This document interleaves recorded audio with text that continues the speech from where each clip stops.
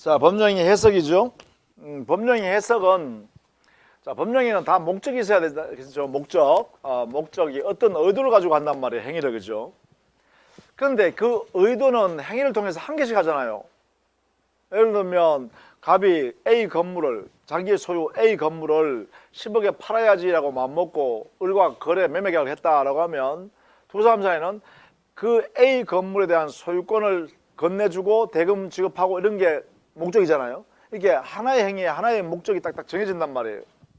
그런데 한 개의 법령을 했는데 아이고 해석해 보니까 이거일 수도 있고 이거일 수도 있다. 이럴 때는 이걸 하나 정해야 될 거 아니에요. 이 목적이 두 개일 수 없잖아요.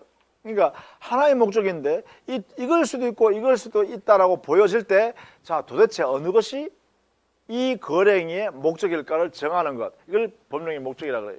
목적의 확정이라 그래요. 해석이라 하기도 하죠. 그러니까 법령의 해석이란 것은 의도나 목적을 확정하는 거예요. 그 의도나 목적이 명백하지 않기 때문에 불분명하거나 또는 두 개 이상으로 이렇게 해석이 되어질 때, 야, 이거 어느 것이다 라고 확정하기 위해서 만드는 게 바로 법령의 해석이라는 거예요. 예를 들면 이럴 수가 있잖아요. 우리 사례도 나오는데, 갑이라는 사람이요, 토지를, 여기에 A 토지 자기 소유권 갖고 있고요, 여기에 B 토지 소유권을 가지고 있어요. 근데 이것은 예컨대 366-9번지고요. 366-6번지예요. 번지수가, 지번이. 자, 그런데 을이라는 사람이 이 토지를 보니까 사고 싶은 거예요. 근데 이게 만약에 길이 이렇게 나 있다라고 합시다, 이렇게. 그러니까 여기가 훨씬 길이 가까우니까 을은 여기에 B 토지를 사고 싶은 거예요. 그래서 그걸 돈을 더 주고라도 사고 싶으니까 갑도 그러면 B 토지를 팔 의도를 가졌네요. 그럼 두 사람 사이에 B 토지 살 의사, B 토지 팔 의도, 이걸 가지고 둘이가요 매매 계약을 해서 뭐 50억에 토지를 매매 계약했다 합시다. 그런데 계약서를 작성할 때요, 갑이나 을은요 둘 다 지번에 착각을 한 거예요. 두 사람 다. 여기에 매매 계약서, 아이고, 계약서 왜 이래? 몇 삐뚤어? 이 계약서예요. 매매 계약서를 작성하겠죠, 이렇게. 그러면 매매 목적물을 특정할 거 아니에요? 나중에 계약서를 만드는 이유는 왜 그래요? 법무사 사무실에서 주로 많이 만들죠. 왜 만들어요? 등기하려고 하는 거죠. 매수인이 대금을 50억 치르면서 소유권 이전 등기하려고 그러면 계약 서면을 만들어서 거기에 필요한 서류를 첨부해가지고 등기소에 제출해야 등기관이 그 서류를 보고 등기 이전해 줄 거 아니에요, 그죠? 그러니까 계약서를 반드시 정해서 제출해야 된단 말이에요. 그러면 여기에 목적물을 특정해야겠죠. 물건의 특정, 매매 목적물을 해가지고 했을 거 아니에요. 그러면 울산광역시 무슨 동, 무슨 리, 아니면 몇 번지 해야 될 거 아니에요. 그럼 여기에다가 정확히 쓰면 어떻게 돼요? 366-6번지 이렇게 해야 되죠. 이렇게 해야 B 토지 매매 계약 이렇게 될 거 아니에요. 대금 50억 이렇게 쓸 거고요. 매도인 갑, 매수인 갑 도장 찍고요. 매도인의 인감증명 첨부하고 등기필증 첨부해서 등기소에 제출하면 여기에 B 소유권 이전 등기 이렇게 해야겠죠. 등기 이전 이렇게 해주겠죠. 이렇게 돼 있으면, 그죠? 그런데 만약에 말입니다, 이 갑이나 을이라는 양 당사자 모두가 이 B 토지에 대한 지번을 착각해가지고요, 바로 옆에 붙어있는 366-9번지라고 판단한 거예요. 자기는 둘 다 실수한 거죠. 그래서 여기다가 6번지가 아니라 9번지라고 썼네요. 그럼 여기는 B 토지가 아니라 A 토지가 되어버렸죠. 그러면 여기에 이 서류를 등기소에 제출했을 거 아니에요. 그럼 여기에 등기 이전은 A 토지 소유권이 등기되어 있겠죠. 자, 이럴 때 당연히 질문이 생길 거 아니에요. 갑과 을 사이에 표시되어 있는 행위를 보면 계약서면으로 이 두 사람이 어떤 토지를 사고 팔았느냐 이렇게 물으면 우리는 뭐라 해야 돼요? A 토지 사고 팔았네 이렇게 해야 되겠지? 그런데 이게 갑이나 을의 마음속에 의사결정했던 것은 뭐예요? B 토지 사고 파는 게 의도였잖아요. 그러면 당사자 의도를 가지고 해석하면 B 토지 매매 계약이 될 것이고, 계약서면에 나타나는 표시행위를 가지고 해석하면 A 토지 매매 계약이 될 거 아니에요. 그런데 매매 계약은 토지 한 개 사고 팔았지 두 개 다 아니죠? 이걸 수도 있고 저걸 수도 있고 이런 거 아니잖아요. 그러면 이 갑과 을 사이의 이 매매 계약은 도대체 A 토지를 사고 팔았다는 거야? B 토지 사고 팔았다는 거야? 정해야죠. 그 정하는 게 뭐예요? 목적을 확정하는 거 아니에요? 목적물을 확정하는 게 아니라 목적을 확정하는 거야. 어느 토지 소유권을 사고 파느냐 이 말이에요. 그걸 우리는 뭐라 그래요? 법령이 해석이라는 이 방법에 따라서 당의 목적을 확정해라라는 거예요. 그러면 이제 여기서 해석 방법이 이제 나오겠죠. 그렇죠? 그 해석 방법이 뭐냐? 뭐 여기에 자연적 해석 방법, 규범적 해석 방법, 보충적 해석 방법 이런 방법을 총동원해서 자, 우리가 목적을 확정해라는 건데, 그 해석 순서는 자연적 해석을 할 수 있으면 자연적 해석하고, 그게 안 되면 규범적 해석하고, 그게 안 되면 보충적 해석해라 이렇게 하는 거예요. 그럼 도대체 자연적 해석이 무엇이고 규범적 해석이 무엇이고 보충적 해석이 무엇인지 알아야겠지? 그렇죠? 그걸 여기 하는 거예요. 설명한 거예요. 여러분 생각할 때요, 그 뭐 안 배우기 전에 말입니다. 이게 배우기 전에 갑과 을이라는 사람이, 여러분 판사를 생각해 보세요. 만약 이런 내용을 다 알았어요. 갑과 을은 둘이 가요. 여기에 이 토지 주위를 삐 돌아다니면서 둘이 같이 돌아다녔어요. 그래서 을이요, 아, 이 토지 내가 살게요, 이 토지. 그러니까 갑도요, 아, 그래, 알았어. 이 토지 내가 팔게. 이렇게 둘이가 거닐면서요. 그래서 얼마 할래? 얼마 줄 건데? 그래서 내가 50원 줄게요. 파세요, 나한테. 내가 공장 쉬어야 되니까. 그러니까, 아, 그 좋아, 그러면 50원 좋다. 50원 주라. 이렇게 하고 와주고 이제 계약서를 썼다는 거야. 이런 내용을 다 알았어요, 판사님. 여러분 다 알았어요. 여러분 판사님이에요. 그럼 여러분은 갑과 을의 매매 계약은 A 토지 매매 계약을 했다 해야 할 거예요? 아니면 B 토지 매매 계약을 했다 할 거예요? 응? 여러분 어떻게 판단해 줄래요? 한번 생각해 보세요. 뭐가 어떻게 해야 맞을 것 같아요? 이게 A 토지 사고 팔았다 해야 될 거야? B 토지 사고 팔았다 해야 될까? 지금 등기부에는 지금 B 토지 소유권 이전 등기가 되어 있는 게 아니라 A 토지 소유권 이전 등기돼 있어요. 그죠? 서류상 달리돼 있으니까. 자, 그러면 여러분은 판사라면 A 토지 소유권 을이 취득했다 이렇게 해야 될 거예요? 아니면 B 토지 네가 매매 계약했다 이렇게 해야 될 거예요? 뭐 어떻게 해야 할 거예요? 어떻게 해주고 싶어요? 응?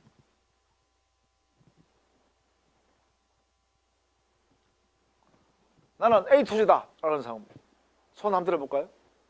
나는 A 토지 사고 팔았다고 해석해 줘야겠다. 둘 중에 하나 해야 돼. 판사는 이것도 알고 저것도 하는 거 안 되잖아. 하나 선택해야 되잖아요. 자, 그럼 B 토지다. 다수결에 줄까 그냥? 됐어요. B 토지라고 했어요, 여러분. 그죠? 그러면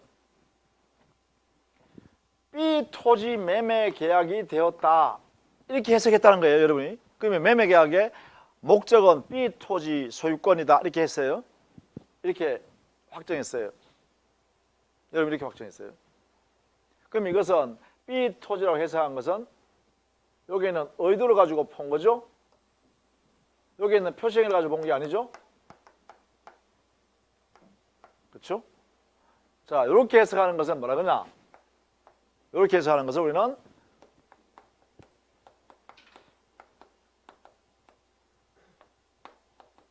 이걸 자연적 해석이라고 그래요. 당사자 의도대로, 그 내용대로, 당사자 의도. 이 의도가 뭐예요? 갑의 마음속에 있는 진심이죠. 을의 마음속에 있는 진이죠. 그죠? 의도죠, 의도. 그 내용대로 확정해서 당사자의 목적이다 이렇게 해석했다는 거예요. 이걸 우리는 자연적 해석이라고 해요. 자연적 해석. 가장 자연스러운 해석이래요. 내추럴한 해석이래요. 왜 내추럴한 해석이냐면 당사자가 원하는 대로 인정해 준 해석이잖아요. 당사자가 원하는 대로. 근데 만약에 이 지인이 의도에 따라서 목적을 확정해 주지 않고요,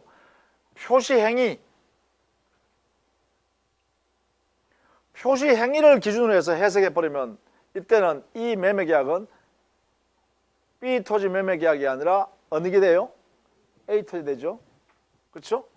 만약에 이 매매계약을 A 토지 매매계약이다 라고 해석, 이렇게 하는 것은 뭐라 그러냐면 규범적 해석 방법이다 이렇게 해요. 표시행위를 가지고 해석하는 거예요. 당사자 의도 무시해버리고, 당사자 의도가 아니라 진의가 아니라 표시행위에 나타나 있는 것을 가지고 해석해서 그 사람의 의도다, 그 사람이 원하는 것이었다 이렇게 판단하는 거예요. 이걸 규범적 해석이라고 해요. 자연적 해석이라는 것과 규범적 해석의 차이가 뭐냐? 첫 번째, 여기는 진의에 따라서 해석했다, 여기는 표시행위를 가지고 해석했다 이런 뜻이에요. 그러면 진의를 가지고 해석하는 것은요, 이것은 말하는 사람의 입장에서 해석하는 거죠. 그렇죠? 갑의 입장에서 해석해 주는 거예요. 우리의 입장에서 해석해 준 거예요. 그럼 이거는 뭘까요? 표시행위는 상대방 입장이에요. 표시행위는 상대방이 그 표시행위를 보고 의사 정하잖아요. 그러니까 표시행위를 가지고 해석했다 이 말은 상대방 입장에서 표시행위를 본 상대방의 입장에서 그 목적을 정해버리는 거예요. 그래서 이것은 표시행위의 상대방 입장에서 해석하는 방법이다 이렇게 해석해요. 그래서 여기는 표의자의 진의에 따라 해석하는 것이고, 이것은 표시행위에 따라 해석하는 거죠. 그러면 여기에서 나오는 의사는, 즉 효과의사, 이 의사는요 진의에 따른 효과사죠. 진의에 따른 효과사는 갑의 마음속에 있는, 을의 마음속에 있는 효과사죠. 그래서 이걸 뭐라 하냐면 내심적 마음속에 있는 효과사다 이렇게 끄집어내는 거예요. 그럼 여기는 어떻게 끄집어내냐? 표시행위를 보니까 이런 의도가 있겠구나라고 끄집어내겠죠. 이거는 표시행위에 나타나 있는 효과의사를 그 사람의 의도라고 해석하는 거예요. 이게 뭐냐면 자연적 해석, 규범적 해석의 논리 전개예요. 자연적 해석은 당사자의 진의에 따라서 해석해 주는 방법이기 때문에 표의자, 말한 사람 기준으로 해서 해석해 주는 거예요. 그러면 그 사람의 마음속에 있는 그 의사를 이 거래의 목적이라고 해석해요. 그러면 마음속에 있는 그 의사가 그 사람의 의도다라고 하는 것을 우리는 뭐라 하냐면 내심적 효과 의사를 그 사람의 의도다, 목적이다 이렇게 해석하는 거예요. 그래서 자연적 해석하면 내심적 효과 의사를 그 사람의 이 거래의 목적이라고 해석합니다. 그렇게 확정해요. 그러나 규범적 해석은요, 표시행위에 나타나 있는 의도를 가지고 그 사람의 의도로 정해버리는 거예요. 이걸 우리는 표시상의 효과사, 이것은 상대방이 인식하는 거죠. 상대방이 인식하는 거예요. 이렇게요. 자, 이런 내용으로 해석하는데, 그러면 자연적 해석, 규범적 해석에서요 아무거나 그냥 해석 방법을 선택하면 되냐? 안 돼요. 자연적 해석을 할 수 있다면 제일 먼저 자연적 해석을 시도해 봐야 돼요. 자연적 해석을 할 수 없을 때 한해서만 규범적 해석으로 넘어갈 수 있어요. 그러니까 이게 1번 순위예요. 이게 안 되면 그 다음에 2번 순위로 규범적 해석을 하는 거예요. 이렇게 해요. 그러면 이제 답이 나오죠. 제가 여러분한테 물어봤던 답이 나오죠. 자, 이 내용을 여러분 판사님인 여러분에게 각각 다 이게 현출됐어요. 이런 내용이 그리고 이런 내용이 전부 여러분한테 주어졌어요. 그럼 여러분은 자연적 해석할 수 있어요, 없어요? 자연적 해석을 할 수가 있죠. 왜냐하면 갑과 을이 이 토지 B 토지의 주변에 같이 다니면서 이 토지 사고, 이 토지 팔고 50억에 산다 판다 둘이 합의했다는 게 다 나타났잖아요. 다 나타났으면요, 여러분은 뭐로 해석해야 돼요? 당사자의 진위를 다 알 수 있는 상태니까 표의자 입장에서 진위대로 해석해 주는 게 맞죠? 그러면 우리는 어떻게 해야 되죠? 이렇게 해주는 게 맞다 이 말이에요. 이렇게 하면 안 된다는 거예요. 이거 아무렇게 하는 거 안 되는 거죠. 해석할 때 아무렇게나 그냥 막 하면 되는 게 아니라 이 원리가 있다는 거예요. 이 원리를 위반하면 어떻게 되냐? 이건 법률 문제예요. 법적 판단을 잘못했다는 거죠. 그래서 이게 만약에 이 판단을 잘못하면, 법령이 해석을 잘못하면 이런 이야기죠.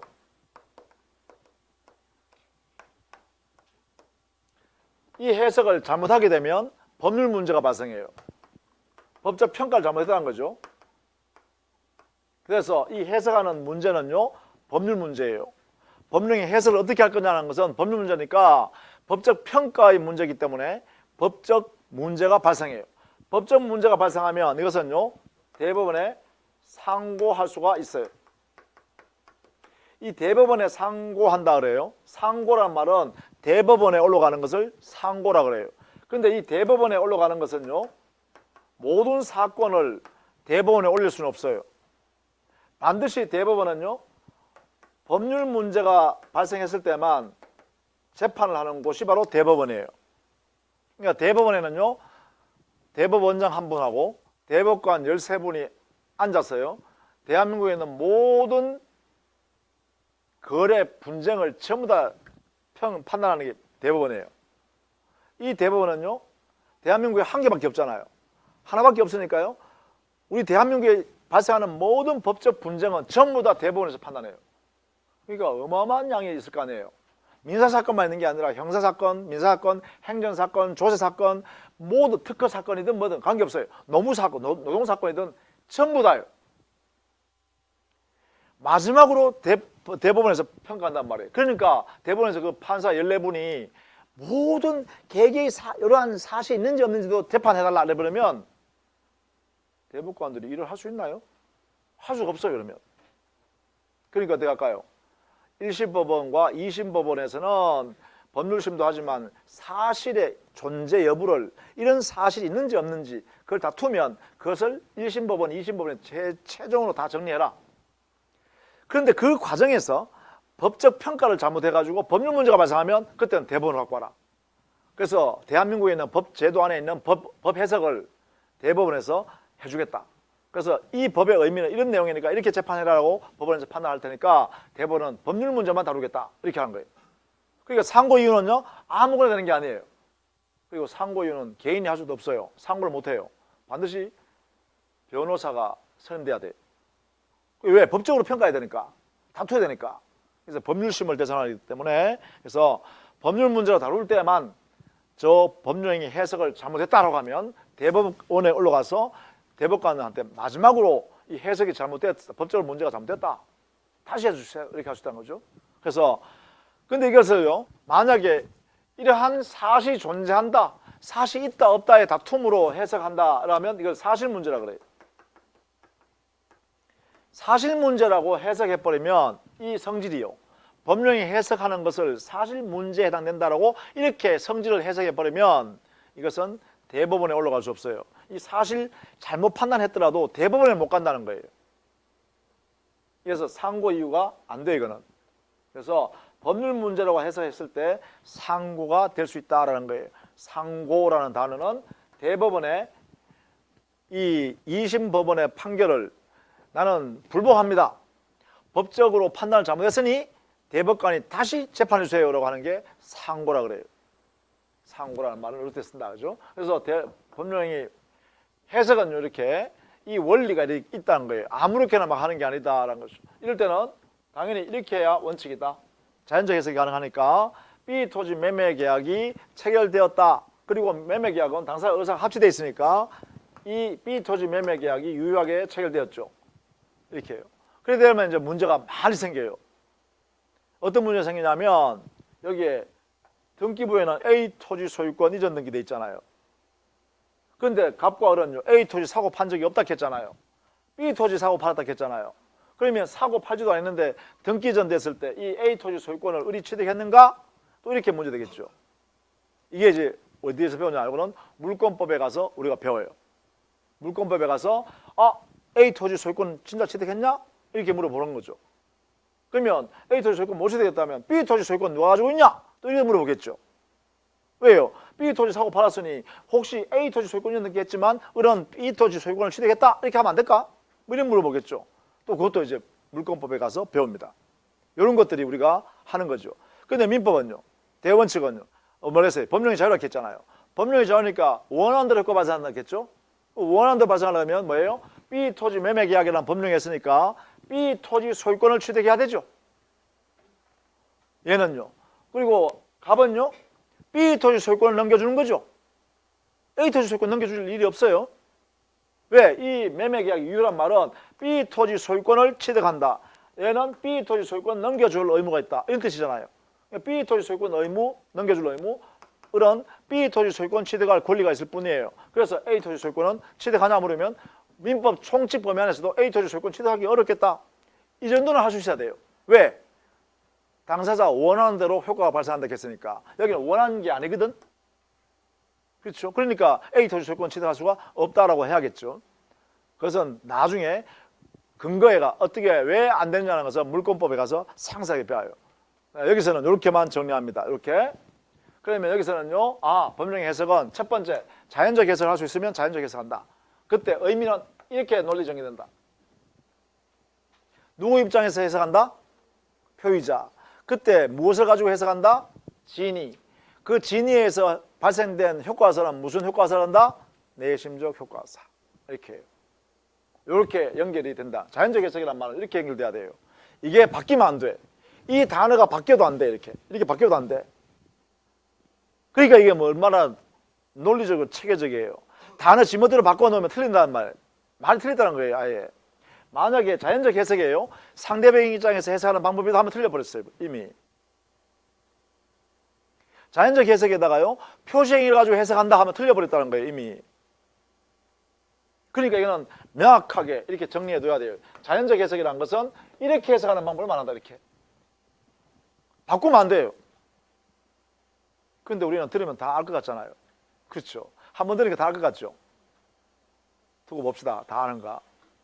1월 달에 강의할 때 다 아는가 봅시다.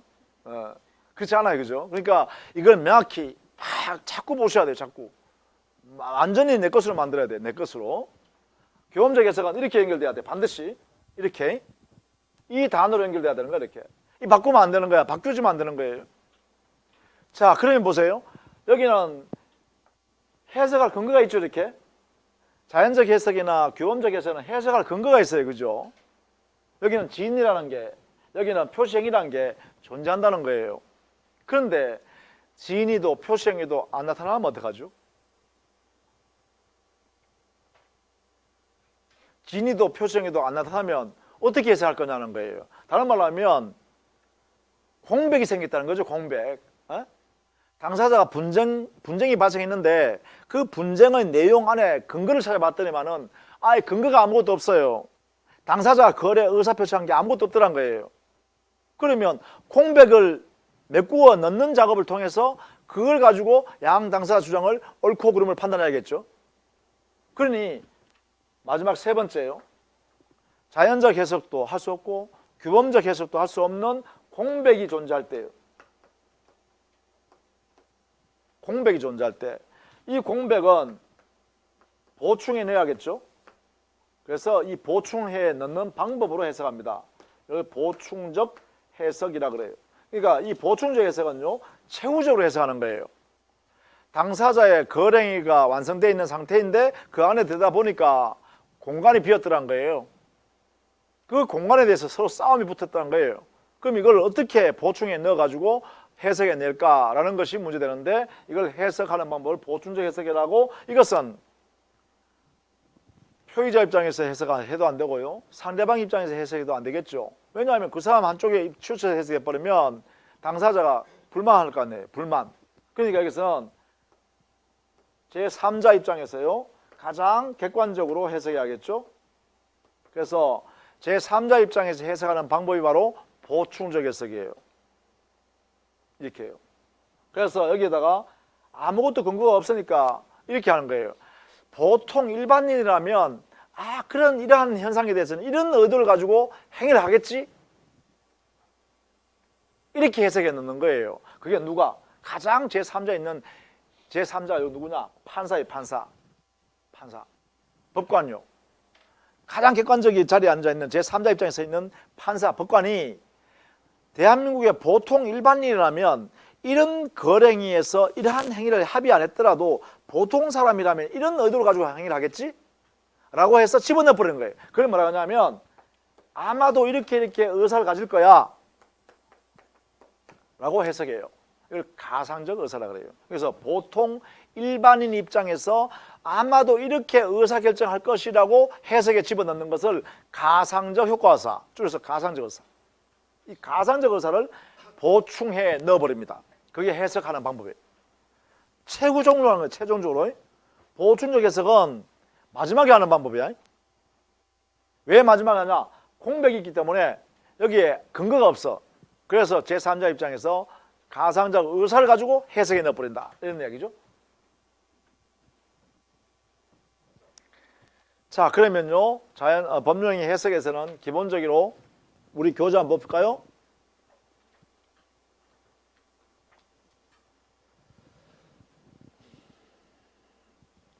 의의 첫 번째 줄이에요. 57페이지. 그게 뜻입니다. 법령이 목적이나 내용이 명확하지 않아서 명확히 하는 기술이 바로 법령의 해석이라고 한다.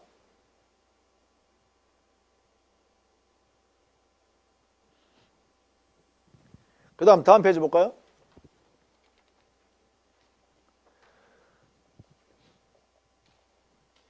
(59페이지로) 넘어갈게요. 법령의 해석의 성질은 사실 문제를 확정하는 것이 아니라 법적으로 어떤 의미인지를 평가하는 작업이기 때문에 법률 문제로서의 성격을 갖는다. 법률 문제의 성격이기 때문에 상고가 가능하다. 여기에 문제가 발생하면 그것이 첫 번째 줄에 법률 문제, 두 번째 줄에 상고 이유.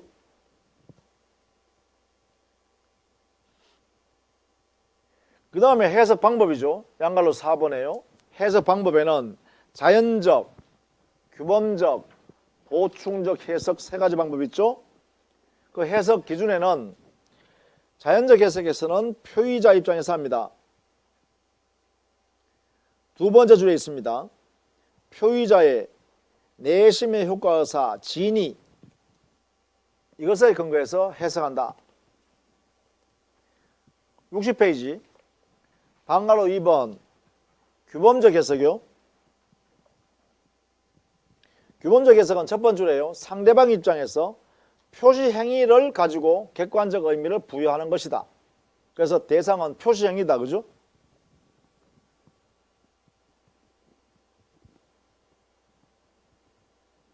그래서 표시 행위에서 나오는 해석 결과물은 표시상의 효과의사를 의도로 해석합니다. 그래서 거기다 써놓으면 되겠지. 표시상의 효과의사.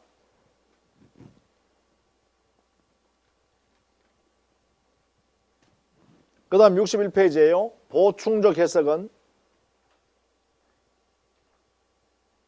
동그라미 1번에 보시면 나왔죠. 규범적, 자연적 해석. 이거 바꿔놔야 돼요. 원칙이죠. 자연적, 규범적 해석에 의해서 법령을 성립한 이후에 그 공백이 생겼을 때 합니다.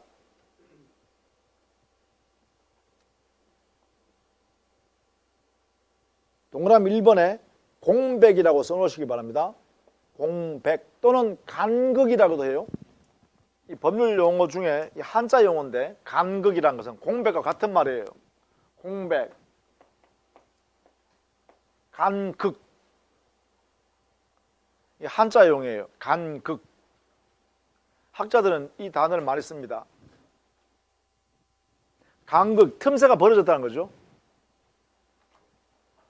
간극이 있을 때 보충해 넣는 것인데 이때 동그라미 2번요. 실제 의사로 보충하는 것이 아니라 가상적 의사.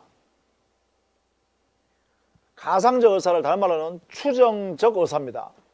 아마도 보통 일반인은 이렇게 의사결정할 거다라고 하는 해석이에요. 자, 이런 내용으로 법령이 해석을 한다. 하나만 더 한다면요. 거기다 메모를 하나 해놓으면 좋겠는데 이 법령의 해석이라는 이 원리는요. 기본적으로 해석의 주체,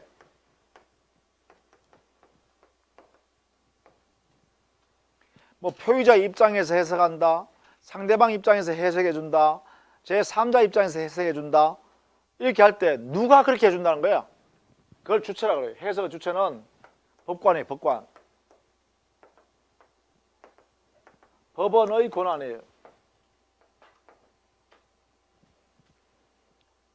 그러니까 판사가 하는 거예요. 그래서 법령의 해석은 판사가 하는 법률적 판단이기 때문에 되게 어렵습니다.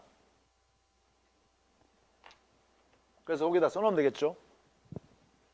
법령의 해석의 주체, 행위의 해석의 주체는 법원이다. 법원의 권한이다. 법원의 권한이니까 이 권한을 당사자 약정에서 제한할 수 없죠. 법관의 권한인데. 이렇게 정리를 하면 되겠다. 그죠?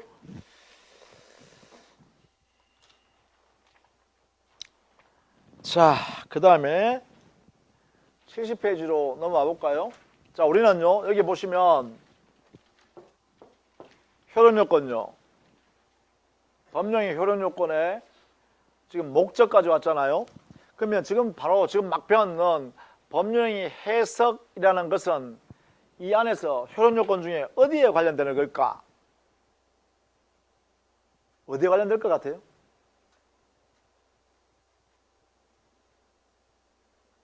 여기 지금 의사표시는 지금 안 들어갔잖아요.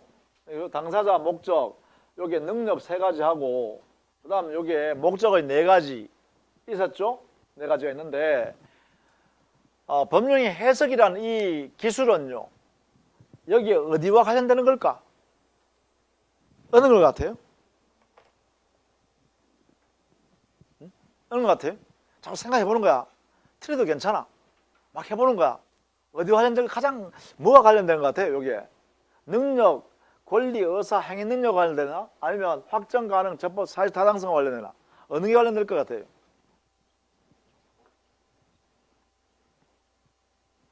여기에 관련돼요. 목적을 확정하는 거잖아요. 도대체 이 법령의 내용의 확정이, 내용이, 목적이 무엇이지 도대체? A 소유권 사고 판다는 거야? B 토지 소유권을 사고 판다는 거야? 이거 확정해 주는 거잖아요. 그게 법령의 해석이잖아요. 진위를 가지고 해석하면 A 토지가 아니라 B 토지 매매 계약이 확정된다 이러는 것이고 표시행위를 가지고 해석하면 A 토지 매매 계약으로 확정한다 이렇게 되잖아요. 그러니까 뭐예요? 법령의 목적을 확정하는 거예요. 그러니까 법령의 해석은 여기에 확정 기술이에요.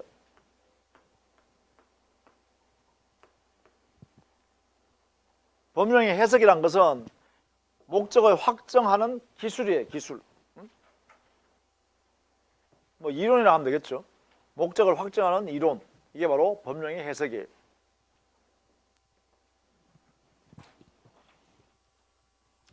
자, 이제 70페이지 가면 의사표시잖아요. 이제 여기 오는 거야. 이제 여기 존재하는 의사표시에 관하여 이 부분을 공부하는 거예요. 이 부분을. 의사표시가 유효한 법령을 만들기 위해서는 요건이 2가지가 필요하다 이렇게 했어요. 그죠? 지난 시간에 했던 것, 지난주에 우리 공부했던 거죠. 어떻게 되죠? 첫 번째, 의사와 표시행위가 어떻게 해야 되죠? 일치해야 되죠?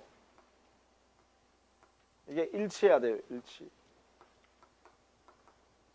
두 번째는 일치하더라도 또 하나 더 필요하다겠죠? 뭐가 없어야 된다겠어요? 뭐가 없어야 된다겠죠? 사기나 또요? 강박이 없어야 된다겠죠? 이 사기 강박을 우리 민법에서 뭐라 한다겠어요? 하자라고 했죠? 그래요? 공부 부습 잘하셨네. 하자가 없을 것 이런 뜻이었어요. 그죠? 이 2가지를 모두 갖추면 된다 그랬어요. 이 2가지를 갖추면 유효한 법령을 만들어진다 했어요. 더군다나 이 의사표시는 법령의 가장 중요한 요소이기 때문에 이 의사표시가 무효가 되면 법령에도 무효가 된다 이렇게 했어요. 그죠?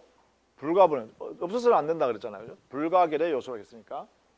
그러면 이러한 의사표시는요 정상적이죠. 지극히 즉 법령의 내용이 유효가 되는 정상적인 의사표시예요. 따라서 이 의사표시는 정상적인 의사표시로서 유효가 확정됩니다.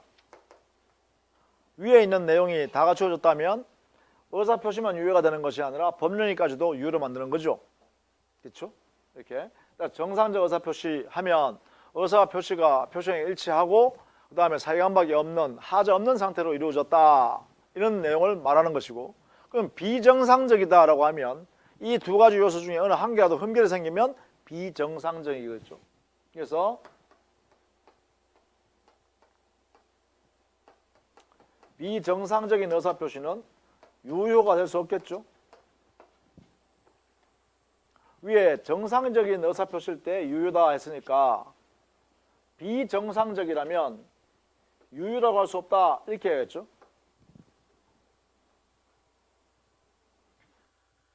그럼 비정상적인 의사표시는 어떤 거냐? 두 가지 형태가 있죠. 뭐 크게 나누면 그죠? 첫 번째는 의사표시가 일치하지 않거나 불일치. 이런 경우가 발생하거나 아니면 의사와 표시가 일치하더라도 의사와 표시가 일치한 행위로서 왔지만 사기나 강박 이래 되죠. 일치하지만 사기가 있거나 강박 때문에 의사표시한 경우다. 그죠? 이러한 의사표시, 사기에 의한 의사표시가 있거나 강박에 의한 의사표시가 되면 이 둘 중에 하나입니다. 이럴 때는 비정상적 의사표시라 하고, 이때 의사표시는 원칙적으로 유효가 될 수 없다 이렇게 되겠지. 그러면 민법에 유효가 될 수 없으면 민법 총칙에서 유효가 될 수 없다라고 하면 어떻게 다룬다는 거냐? 그래, 원칙 유효가 아니면 무효가 되겠죠. 무효가 되거나 아니면 우리 민법에는 취소라는 제도가 있었죠. 취소할 수 있는 사유가 되겠죠. 이렇게 둘 중에 하나가 되겠죠. 그러면 어떤 경우에 무효가 되고 어떤 경우에 취소가 되느냐, 이거 선택하는 것은 민법이 정하죠. 그래서 우리가 민법을 공부하는 거예요. 그러니까 민법을 공부하지 않은 분은, 즉 사회에서 그냥 다니시는 분들은 이거 무슨 말인지 몰라요. 당연하죠. 법에서 이렇게 딱 정해놓은 거기 때문에 민법을 공부하지 않고서는 도대체 이런 게 있는지도 모를 거예요. 뭐 무효가 된다, 취소가 된다, 무슨 말인지도 모를 거예요, 당연히.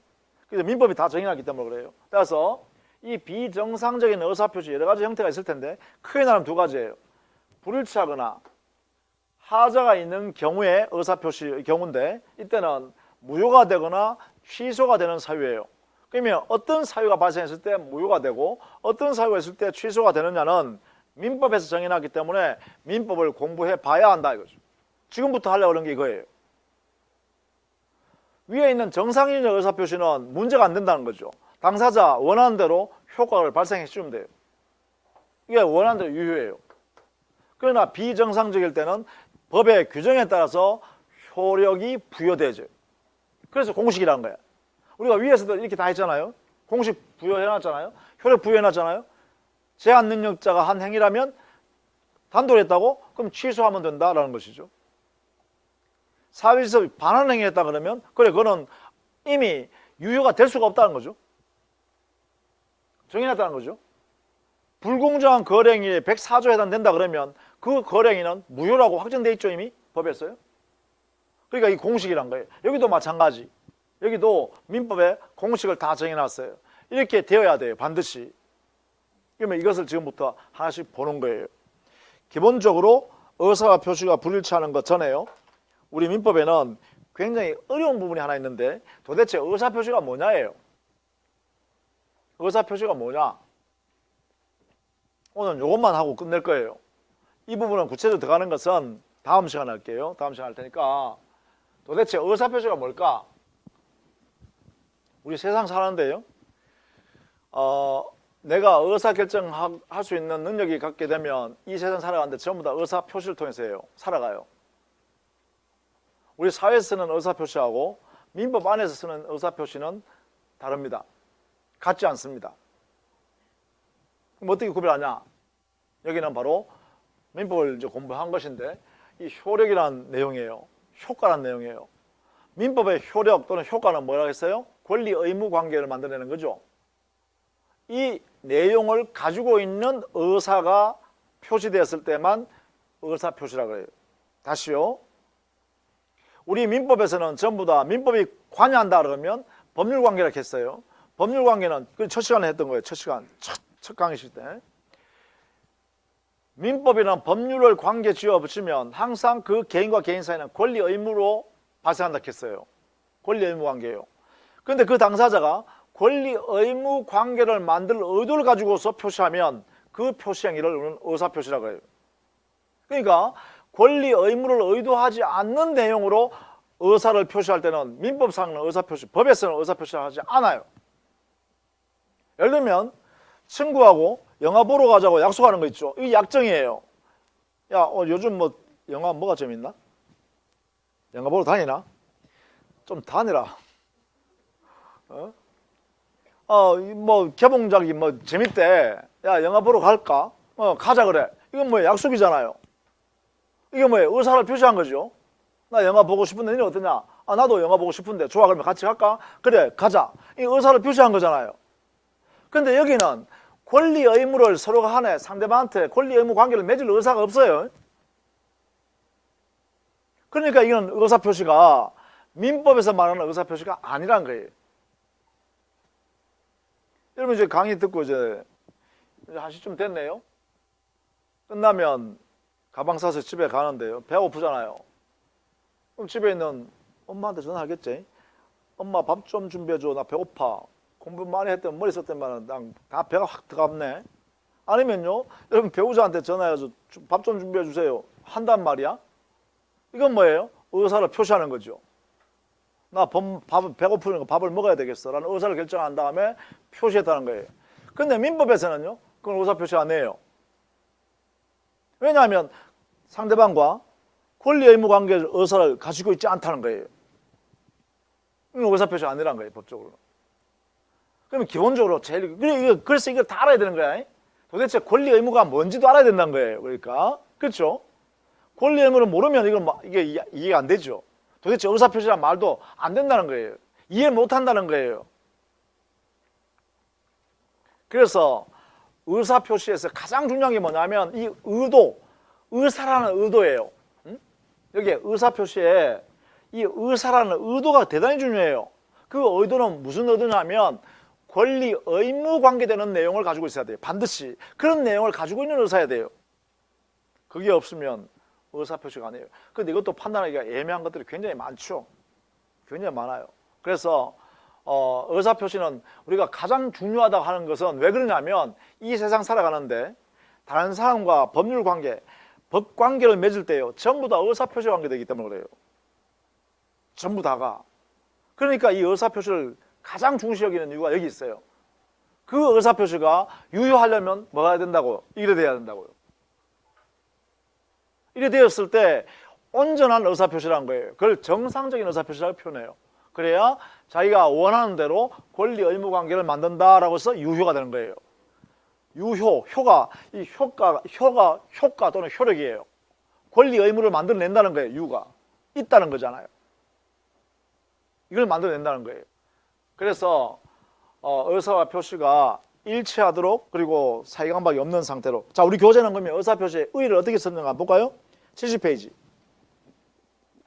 제일 첫머리에요. 양갈 1번 의사표시 의의라 되어 있죠. 자, 그거는 죽거지 말고 한번 읽어봅니다. 자와 같이. 두 줄만 읽으면 돼요. 위에서. 의사표시를 하면 뒤부터요. 자, 시작. 일정한 법률 효과의 발생을 원하는 의사의 표시이며 법률행위의 불가결의 요소가 되는 법률 사실을 말한다. 요 두 줄이요. 대단히 중요해요. 민법에서는 이 두 줄을 다 이해해버렸다면 민법 다 이해하나 마찬가지예요.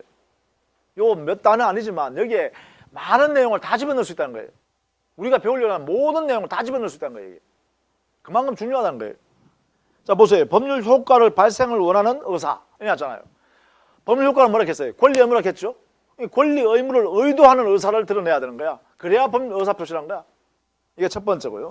그 다음에 이 의사 표시는 법률행위 속에 들어가야 되죠. 다른 말하면 법률행위의 가장 중요한 요소라겠죠. 없어서는 안 되는 요소라겠죠. 그리고 이 의사 표시는 법률 요건이 아니라 법률 사실이라는 데 들어가요. 그죠? 법률 사실이란 거예요. 자, 이러한 내용이 있는데요. 오늘은요, 여기까지 하고요. 다음 주에는 드디어 의사 표시를 할 거예요. 여기에 있는 비정상적 의사 표시를 다룰 겁니다. 그래서 오늘까지 했는 게 양이 많아요. 하여튼 강의했는 내용을요, 계속 반복해서 곱씹어 보시기 바랍니다. 그래서 여러분 것으로 완전히 소화하세요. 그냥 알아들었다 가지고 안 돼요. 대부분 다 1년 정도 강의 공부하면요, 무슨 말인지 알아요. 근데 아는 걸로 끝내지 마세요. 내 것으로 만드세요. 그냥 우리 제가 강의하던 것처럼 여러분 스스로 한번 이렇게 연결시켜 가면서 공부를 한번 해보세요. 그래서 그걸 체계로 만드세요. 이게 가장 기본적 체계예요. 이거는 불변이에요, 불변. 공식이에요, 공식. 그러니까 이것은요, 안 되면 암기. 요 내용은요, 안 되면 암기예요, 암기. 표현 요건 있죠? 요거에 효과까지 부여했는 거 있잖아요. 머릿속에 그냥 암기하세요. 여기도 나중에 다음 주에는 요것도 정리해 드릴 거예요. 그러면 그거 합쳐가지고 표를 딱 만들어 놓고 계속 보세요. 그러니까 민법 총칙 전체가 여기에 다 들어있어요. 한목에 다 볼 수 있는 거예요. 그리고 여기에 요 단어 하나하나를 이해했다 그러면 이제 민법 총칙 어려운 부분을 다 이해하게 되는 것이죠. 그러니까 여기 액기 쓰니까 이걸 공식이라 생각하고 여러분 딱 정리해서 메모를 해서 정리하시면 되겠어요. 자, 오늘은 여기까지 할게요. 여기까지 하고 또 일주일 뒤에 즐거운 모습으로 뵙겠습니다. 고생 많으셨습니다. 수고하셨습니다. 네, 고생했어요. 네.